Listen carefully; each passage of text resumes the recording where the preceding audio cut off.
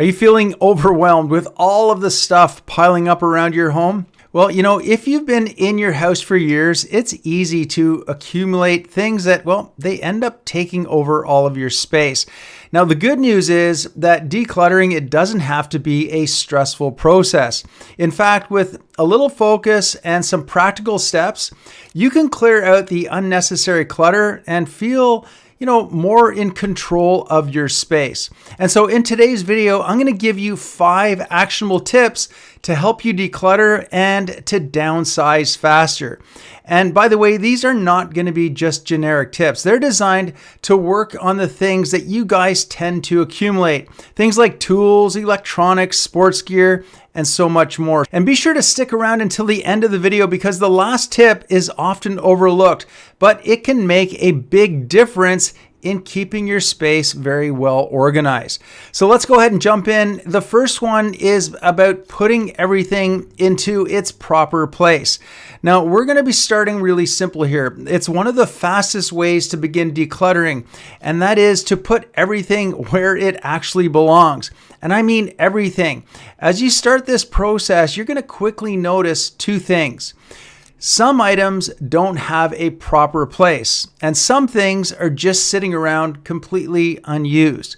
So you're going to want to start with rooms that you spend the most time in, whether it's your home office, the garage, or even the living room where your TV is. And as you organize, you're going to see that some things are going to be out of place, and that's because they've been displaced by the stuff that you don't even use anymore. So maybe your workbench is cluttered with random tools or gadgets that you haven't touched in years. Now, by organizing and putting things in their rightful spot, you're naturally going to start weeding out all of those things that don't belong.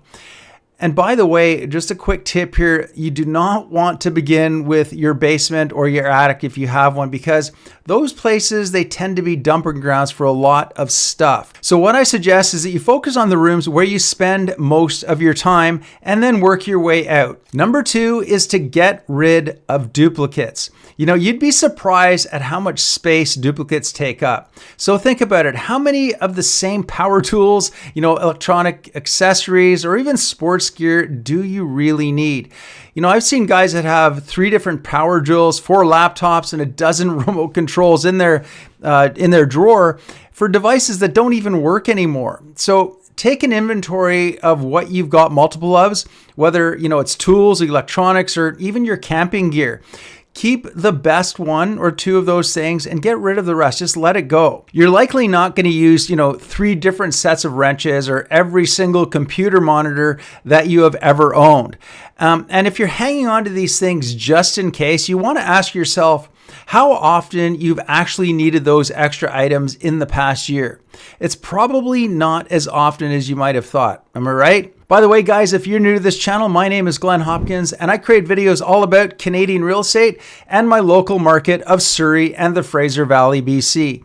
So if that is something you're interested in, please be sure to go ahead and hit that subscribe button, and that way you won't miss out on any of my upcoming videos. Also, if you'd like my help with either buying or selling a home, there is a link in the description box below where you can schedule a call with me. Okay, let's go ahead and move on to the next tip, and that is number 3, which is prioritize what's useful and what actually makes you happy. So here's a practical approach. You want to keep what you actually use and what makes you happy. And I'm not talking about sentimental items here. I'm talking about the things that genuinely add value to your life. So if something doesn't make your life easier, more enjoyable, or more efficient, well, it's probably just taking up space. So you want to focus on keeping the things that you regularly use, whether it's your home office setup or the tools that you reach for when you're working on a project, or your TV and electronic system, your entertainment system. Anything else that's simply just sitting around collecting dust or that you haven't touched in over a year is probably just adding to the clutter.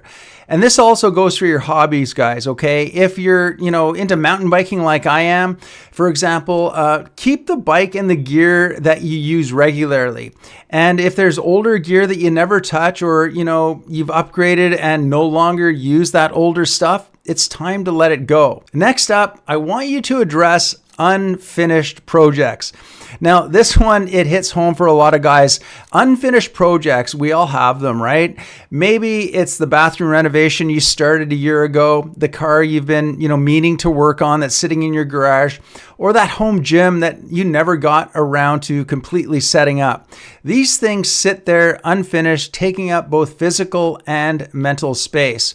So here's the rule. If you haven't touched a project in at least 6 months, it's probably time to either finish it or totally toss it, get rid of it. Now that might sound a little bit harsh, but think about it for a second. How many times have you walked by a pile of parts, of that half-completed project, and you thought, I'm going to get to that eventually? And then you never do. You just never find the time to do it. So either commit to finishing it or just pass it along to somebody else who will do it for you. By doing this, you're going to free up some more space for the things that are more important to you, whether it's setting up your garage the way you want it or, creating a more functional workspace, for example. And number 5 is to let go of broken or unused electronics and gear. Guys, we all have them, those broken or partially working electronics and gadgets that we keep around thinking, I'm going to fix it one day, or, maybe one day I'll use it. I swear I've probably got 10 cell phones sitting in a drawer that I never got rid of. I mean, every time I get a new phone, I just throw that old phone into the drawer and it just gets added to the collection. And it's probably time I face the fact, and maybe you need to face the fact too, that if it's broken or you just haven't used it in over a year, you're probably not going to. Whether it's an old cell phone like I have, or a TV that's on the fritz, or an old laptop collecting dust, or that box of outdated tech cables, these things are taking up space and mental energy.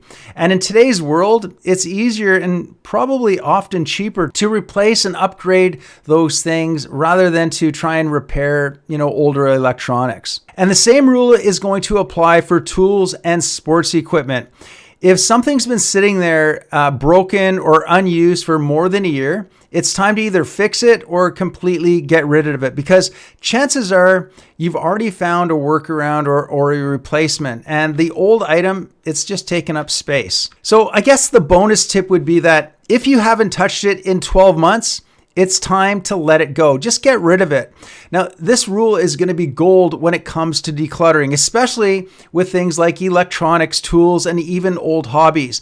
If you haven't used something in a full year, it's highly unlikely you're ever going to use it again.